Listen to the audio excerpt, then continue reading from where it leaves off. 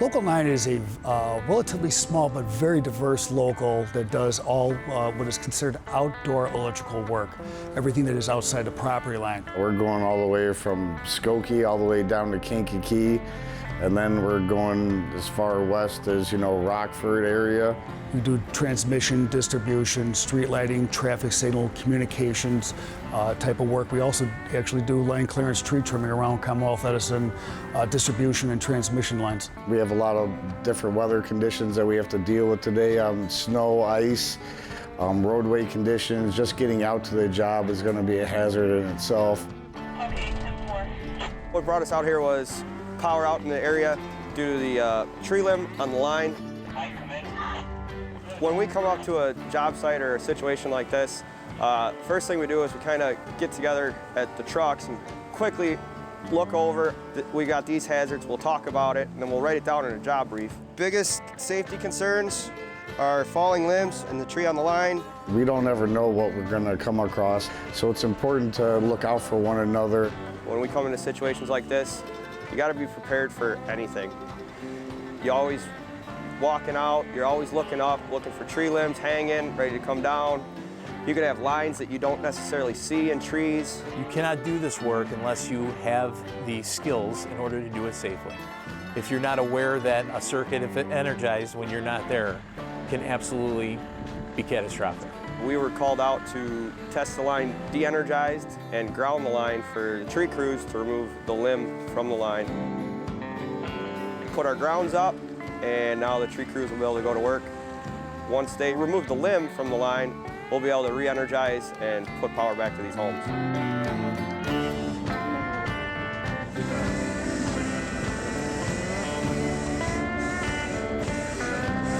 We're not always working in the best of conditions. Then they get drawn out to long hours until all the customers' powers are restored. The linemen out there, they're definitely been called a special breed. Whenever and wherever natural disaster strikes, Local 9 linemen may expect a call.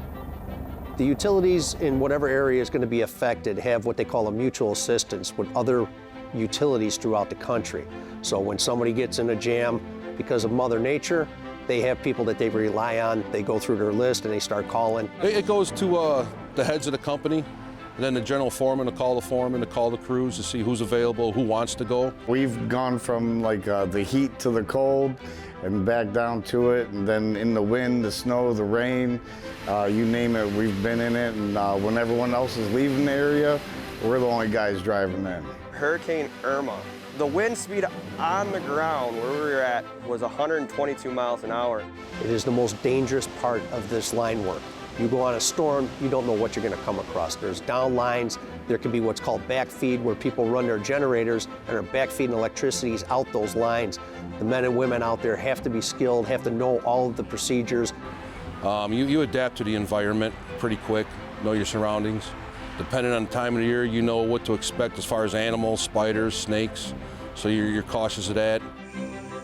We're like 30 miles off the Gulf of Mexico, and this alligator was probably about 15 feet from us, just following us, swimming through the murky water.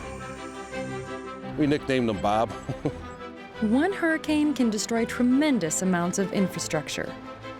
Well, time is of the essence. Up here, if you're out of power for a couple hours and no TV, you get upset. Down there, you're out days, up to weeks, sometimes months, depending on the size of a hurricane. So you want to have people ready to get and hit the ground running as soon as that storm is over. It's nothing the linemen haven't seen before. It's just a matter of scale. Up here, we have to deal with tornadoes quite often, so it's just a bigger category down there when a hurricane hits, but it's the same type of thing.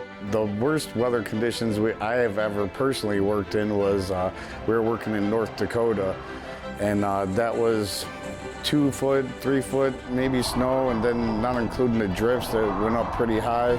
We were out on Hurricane Gustav back in '08, and about 3 weeks later, getting close to the restoration, Hurricane Ike came in, so everybody was shuffled on the Greyhound buses and evacuated 3 or 4 hours north into the state. And then come back and everything that you built was all torn down again. You're going down to a place that's been beat up. People have wanting their power back. They have no water, no food, no nothing, and they're so thankful. I mean, you're out there, you're working 16 hours on, 8 hours off, but when you turn somebody's power on, whether it's 2 days later or a week later, you can't believe how appreciative they are. A lot of these guys miss families' birthdays, Christmases, holidays. You do your job, restore power, you move on to the next ticket. You know, you don't wait for the pat on the back or somebody come out and say thank you. Linemen have big hearts, and just give us a chance and we'll prove it to you.